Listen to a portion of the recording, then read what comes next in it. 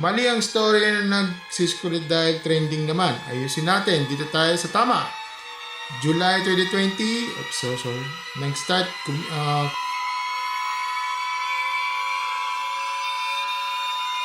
puno ng G-word.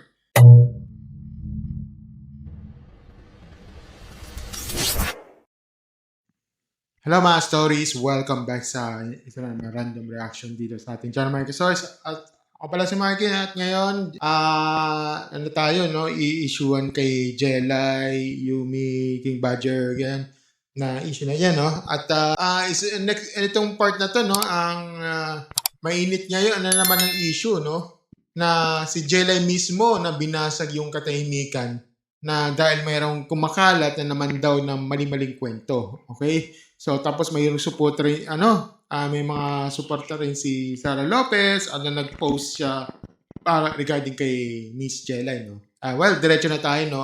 Babasahin natin yung mga post nandyan, no? So, tapos sasabihin ko yung mga sense at ano yung dapat tigilan natin sa internet, no? Well, again, disclaimer to, commentary issue ito, base sa public post, hindi ito legal ruling, at hindi tayo korte o prosecutor o yung mga sa barangayan, okay? Hindi yan. Okay? So hindi tayo ganyan. Okay. So mga stories na bago natin, tingnan natin yung mga context, no. Ito galing ito sa Showbiz Chikadora. Ito to. Paano? Okay, nakalagay dito, Showbiz Chikadora, Jera Andres, binasag na ang katahimikan at matatapang na nagkwento. Binasag niya ni Jera Andres na matagal na katahimikan at matapang na nagkwento. Binasag ni Jera Andres sa matagal na katahimikan matapos muling lumabas sa maling kwento tungkol sa dati niyang marriage. No? Sa isang mahabang Facebook post, nililaw ni Jera na pinili niyang manahimik noon dahil gusto niya lang ng peace, pero silent doesn't mean I agree. Matapang yung ibinahagi ng pinagdadaanan, no? Yan. Dinagdaanan ng nadudulot na kanya na panghabang buhay na epekto ng mental health na muntik na niya i-delete, no? I-delete pabali-bali na hospital noon habang anya na nasa ganung sitwasyon siya. May iba naman naglalandian sa sarili niyang kama na eksasama niya. Ni Jera, hindi porket nasaktan at may pre-pass na sa accountability, no? Gusto mong gumawa ng choices kahit sa alam mong may nasasaktan, alam mo na may marriage na nasisira, pinasamantalaan din niya ng Diyos dahil nakuha niya yung pinangarap na annulment, malasaya sa ganyan. Pagdilano pa niya, no? Hindi minor din ang tinutukoy niyang babae na magkaroon ito ng anak, no? At yun nang iwan ng paalala sa mga kababay, stay away from married men. Okay. So, huli, mensahe niya, kaya kay Sian na anya ay kaibigan din ng kanya kabilang panig na sana ay direkta magtanong sa kanya para balanse ang kwento. Ito ra ang huling beses na nagsalita siya tungkol dito. So, ito yung for context, no? Ito yung niya. So, okay. Ito yung sabi niya dito, sabi niya. Clear ko lang about sa ayan natin para makita. Okay, so sabi niya dito, clear ko lang about sa rumors going around again. Ayaw ko sana. Hindi dahil ako ganito, hindi ako pala salita, pala patol. Dahil sa sarili yung issue. But I think kailangan ko magsalita ng kahit minsan na. Ito na-open naman yung ngayon, may mga story naman ang lumalabas sa nagtitrending eh. Minsan life teaches us a difficult lesson na saktan ka. Well, probably, but does not automatically mean you are completely innocent. That calling yourself a victim doesn't erase the consequences of the choice you made. Erase your own consequences. Gusto ko lang namin misaya na most me loves. Yung alam ng mga me loves ko dyan. Di ba yung kanta yan, di ba? Kasi sa sobrang, ang ganda kaya ng kanta nito, no? Basta hindi ko na, tagal yan eh. Pinagdadaan ko na gusto ko kasi masaya lahat. Gusto ko na mapapasaya sa mga tao. Masaya lang sana na paligid ko. Okay. So, pero dahil sa nangyari yon, yung medical results and mental health promise ko is forever na. Na halos ika-delete ko, hindi ko naman nakakarami. Pero hindi siya matrigger. Casares doesn't mean I agree na may version sa story. Ability to provide a story and then truth and one who is present. Manage ko yan. Andun yung mga mismo. Nandun, I know what happened. Ginusto ko yan. Ginusto mo yan.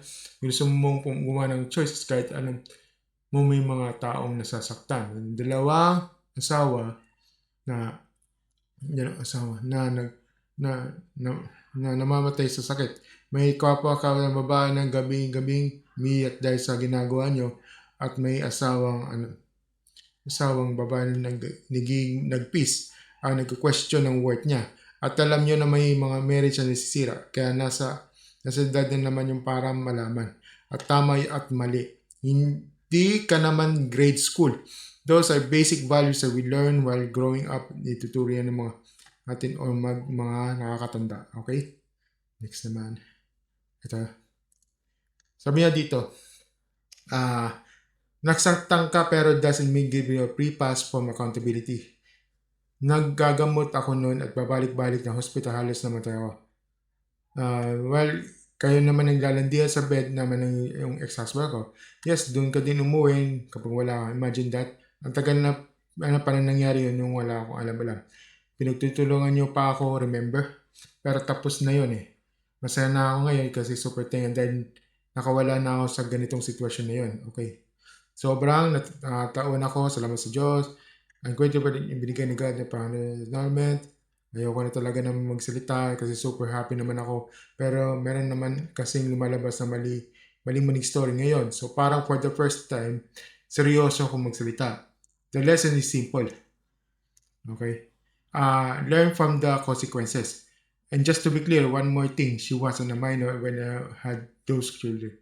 And this is the last time the speaker ever understand. I needed to say, needed to say that girls or women stay away from the married men. Kahit sino pa yung partner na wag tayong pakihati. You can never change what really happened. To see yan, ito yung tinutukoy natin yung kanina, yung recent video natin. Most probably, iba ang naikwento sa yung story. Mali. And I understand that it's your work and it's also your friend. We share that your knowledge and about your work. But please next time, ask me directly para equal yung source mo. Hindi mo isang side na mariso ni Carla. Thank you. Salamat. Okay. So, yun yung dito. Yun yung post niya dito. Okay. So, mga stories, no? Meron akong nakita yung about sa sige. Bago lahat payanin natin to, no? Ito related to. Ito galing to kay Jubes na Sara Lopez stands by Jenna Andres. Hindi ka na nag-iisa. Content creator, Sara Lopez, ang fans sa support for Jenna Andres to the heartfelt social media post. Remember her choosing not to continue just to make her week. Lopez shared the photo kay Jelay. Ito yun. Ayan yung niya. Ayan yung share na post niya, no? Okay, so Lopez shared a photo of Jelay upon a message encouraging mistakes on share na talaga. Minsan hindi naman ikaw ang kulang. Maling tao lang talaga pinagkakatiwalaan mo. Last one. With the comments section, Jelay responded with a message. The person suddenly with Jelay. Okay, so may naano ko. Wait lang kay Jelay. Okay, so inano ko dito. Sinearch ko kay Jelay. Natin Jelay. Ito. Meron akong natuklasan dito sa kanyang post, no. So, ito. Meron dito, ayan, sa comment section. Meron siyang at meron siyang naglalakanap ng resibo. Ito yun. So, ito yung links niya. Okay? Ito yun. Sabi niya dito, ito galing ito kay Alicia Gawani, no? Sabi niya, medyo, sige, ko rin. Mali ang story na nagsiskulit dahil trending naman. Ayusin natin. Dito tayo sa tama. July 2020, nag-start kumabel si ate girl by the age of 17. O yan, yung sinasabi ko no yung G-word. At notice siya na na-realize kung nakabit na ayaw niya, hindi ba? Mali, fake news, maybe mali yung kwento sa kanya na story ng Ate Kabit. March 2021, ito yung nagkahulihan, nagkaalaman ni Jerry, kumabit sa Ate Girl, no? Inverse na pala ang pagtatanong, kabitan ng nangyari. So, meaning 2020 pa. July 2020, no? July 2020, nasa SOCMED lahat yun. April 2021, nasa file and case sa Jerry sa QC-RTC, Quezon City Regional Trial Court. Dahil gusto ni ipamigay ni Jerry si lalaki. Hindi pa buntis. Guys, gusto nila ipamigay ni Jelay si lalaki. Hindi pa buntis si girl nito. July 2021. Wait. Ito, July 21 na nag-18 birthday si Ate Girl. 2023. Fast forward tayo. Ito yung inurong na ni Jelay yung kaso kasi buntis na si Ate Girl. Happy super. And ang lalaki at kabit niya, parang fairy tale. Sa harap ng court niya na sinabi ni Jelay na nakamike pa siya na ayaw niya nang ituloy yung kaso kasi gusto niya maging masaya na lang nilang dalawa. Dahil nga buntis na. Naawa pa si Jelay. Rinig na rinig lahat na nandun yung court niyan. Iniyawan niya ang case. Andun si lalaki. Andun yung kabit. Rinig na rinig nila yan. Isa pa nga, ayaw niya makita si Jelay, si Ate Girl. Kasi okay na si Jelay nung time na yon. Okay. Pero tuwing may hearing, nakikita ng asawa niya ang kabit nito. Tapos siya pang tinatarayan, ninihirapan ng taas noo, tumingin sa kanya ng masama na kabit. May mga nakakasaksi mismo nito yung kung paano nirapan ng kabit si Jelay. May mga na-post din mismo niya, no? Pati sila naiiyak awa kay Jelay noon. Si Jelay umiyak siya ng umiyak tuwing hearing. Kasi kabit pa ang matapang. Wow. Kaya nag-decide na siya ng iurong na lang ang kasong concubinage dahil ayaw niya mukha siyang babae. Peace na pinili niya at mag-focus na lang siya sa dati niyang final na annulment. Ito, 20 years old na siya nung mabuntis. May mga tamang pag-iisip na hindi na nagtaon siya na masamang buntis matagal. Okay, ito yun na pagkakalat ninyo ng kasinungalingan ha, para malinis yung pangalan niya kahit nakabit pa yan. Okay. Ayaw na daw na matuto lang, no? Pero nakadalawang anak na. Pakatapang tunay na kasawa, no? Dapat sa kanya, hinakasay, inaampalo at di sinuportahan. Hindi normalize pananakit ang kapwa babae. Hindi dapat normalize sa pangangabit. Dream niya kasi yung anak na mag-asawa, antay-antayin lang siya dyan. Tapos, nung ongoing ng kaso, inaharapan. Napansin si Jelay, no? Yes. Yan ba yung nagsisisi ko no? Mas matapang pa sa asawa. Tapos, yung inurong yung kaso, nagyabang nila sa social media. Wait lang Yan. Niyabang niya sa social media ang dismiss. Imbis na manahimik, magpapasalamat kay Jelay na kaya niya i-dismiss dahil inayawan niya ni Jelay ang kaso at binuntis siya sa unang anak. Grabe trauma ang binigay niya kay Jelay ng ilang beses sinugod sa ER at nung medical result niya habang buhay na yung anxiety and depression na dinulit niya nung dalawa. Oh my goodness. Tapos, ngayon, victim na ang kabit, pinili mo yan. Alam mo yung tama't mali, ano mo masasakit niya ka, pero proud ka pa sa pinili ka.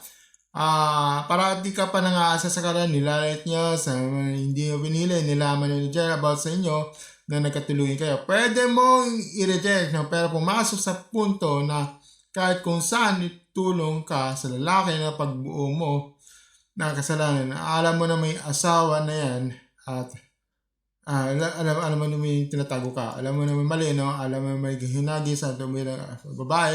Gabi-gabi, no?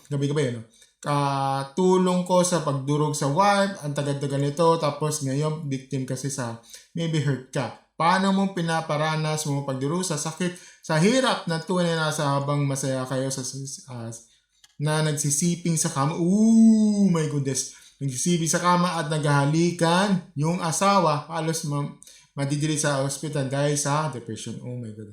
Ito yung papakita ko sa inyo yung mga yung mga pictures niya, no. Ito. Ito, so, ito sa inyo. Okay, go. From this to this. Yan yung ganyang ano. So, literal, from this to this. Idol ko noon, kabit na ako ng asawa ngayon. Ayan yung sabi niya. So, oh my God. Ito naman next. Ayan. Okay naman this. Okay, wala na wedding ring. Okay, oh. Okay, so, ito yung ano niya. Medyo, pasensya na, medyo malabo kasi malit yung ano niya. Yung screenshot niya, ito yung ano. Okay? Yan, ito yung ano, pa-post na lang ha, para ano na. That's all. Next naman, ito. Here we go again. Hindi masasabi na. Okay? Okay, ito naman yung ano, dinaloy sa BF, yung paraan. Okay. Alright. Ito, Bridge, yun yung sa Manila Bulletin yung article. Okay. Basa na lang. Okay. Ito yung ano yung sa tab sa dyaryo. Hindi ko alam anong dyaryo to, pero yan. Ito, ni-reopen yung kaso. So, ito yun. Okay, so i-post na lang tapos babasahin niyo. Okay, next. Okay. Ito yung ano, ito cancer. Cancer nga sa lipunan eh. Okay, so yun. Next. Ito, ang ganda nga talaga idol, kabayo. Kabit. Oh my goodness. Kapatid ni kabit. Pinsan ng kabit daw. Oh my goodness. Talagang konsentidor. Oh my goodness, nagmura pa. Oh my goodness. Tito ng kabit. Ito pa. Tito rin ng kabit. Oh. Okay. Ito yung na-hospital si Jelly dito. Ito yung ganyan. Ito, sinabi niya dito. Wait lang. Medyo, just a little bit to the heart kung may kahate. Oh my goodness. Ito. Issue ka, no? Yan, ano? Wait lang. Sorry. Okay. Ito yung yung Jola talaga kabit. May shell. Okay. Ito yung never forget. Ayan. Okay. So, yun lang yung yung kanyang okay, so mga stories, no, pasensya na medyo napawisan ako dahil sa issue na to, sa nilalabas ng mga resibo. Okay, so ngayon pupusid na tayo sa aking reaction dito, no. Unang-una, no, tama yung core message ni Miss Jella, no. Silent doesn't mean agreement, no. Dito diretso tayo, no. Ang daming tao sa internet. Pag tahimik ka, ang assumption nila totoo yung kumakalat. Well, mali kasi yon. Minsan tahimik ka kasi gusto mong mag-heal. Okay? Minsan tahimik ka kasi may mga legal process. Minsan tahimik ka kasi ayaw mo nang relieve yung trauma. Okay? Kaya valid yung punto niya, no? Hindi dahil nanahimik siya, no? Ina-accept niya yung mga binabaliktad na mga kwento, no? Okay? Kaya pangalawa, no, yung accountability, yung line niya, no, matapang at dapat marinig ito. Ito yung mga ayaw marinig sa mga mostly sa internet kasi mas gusto nila black and white, okay? May angel, may demon. At ang sinasabi ni Miss Jelen na kahit nasaktan ka, hindi ibig sabihin wala kang responsibilidad sa choices mo. At tama yan yung principle, no? Pero dapat din fair ang accountability. Dapat nakabase sa facts. Hindi sa edited timelines kung sino-sino online, no? Pangatlo, yung mental health mo. Yung mental health, no? Dito ako makakampi dito kay Jelay, okay? Kapag sinabi ng tao na may forever effect sa mental health niya, hindi yan pang clout, okay? Hindi yan design para magpaawa. Mga stories, no? Yung trauma na yun, hindi yan nakikisama sa move on kahit annulled ka na. Kahit okay ka na sa papel, may triggers pa rin yun. Okay? Kaya naiintindihan ko kung bakit ayaw niya paulit-ulit na binubungkal yung mga ganitong issue na to. Okay? At sa mga tao nagsasabi ng tagal na, bitawan mo na, ganito, ganyan. Hindi kayo nagkaka-roll, kasi hindi kayo kasi nagkaka-roller coaster ng emotion at hospital basis, no? Hindi kayo may resulta ng medical record dyan, ha? So, hinay-hinay lang sa mga pagdating sa mga judgment ninyo, okay? So, pangapat, ito yung paglilinaw niya sa minor part, no, na importante, pero hindi pa rin yan end of discussion. Well, nililinaw ni Miss Jella dito, hindi siya minor nung nagkaanak siya. Okay? Nung nagkaanak, okay, that's a special detail. No? Pero ang problema kasi sa internet, no, pinaghahalo-halo yung timeline. No?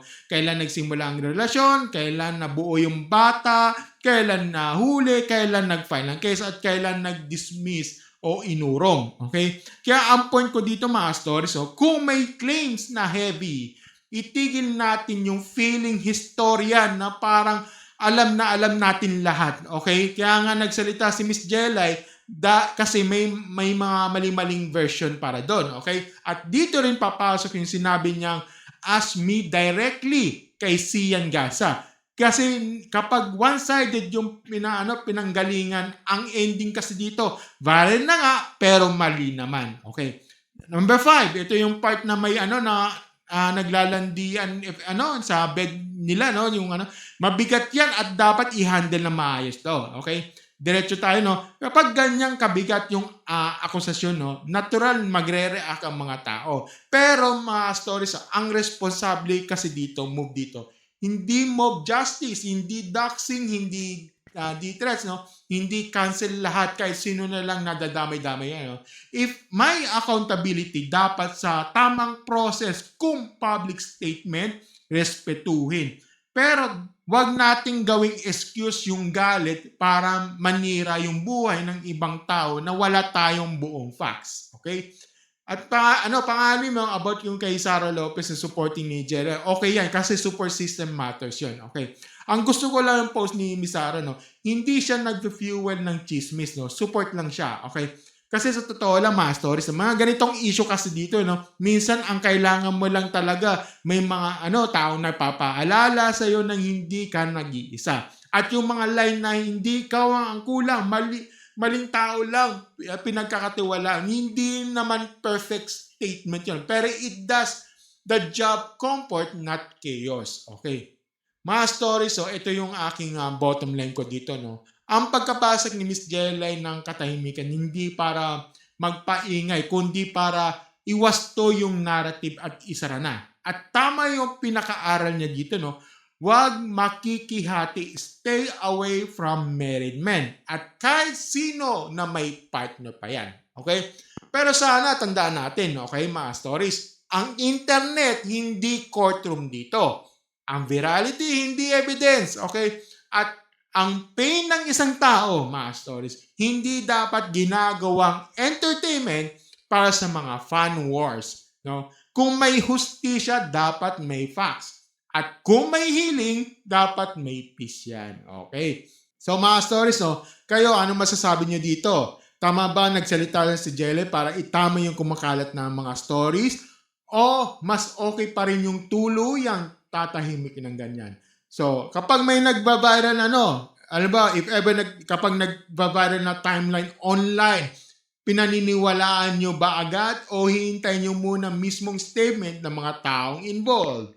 Comment down below at pag-uusapan natin yan. No? Kung gusto nyo ng ganitong opinions, logical, frankly, stay there by commentary videos. Don't forget to like, share, subscribe sa ating channel, and click notification button sa ating baba. No? Kung may bukal kayo sa puso dyan, may Gcash o Maria sa mga pin comment ko sa baba. No? Any amount chat, maraming salamat sa inyong sa aking pag-support pagdating sa upgrade sa aking PC. No?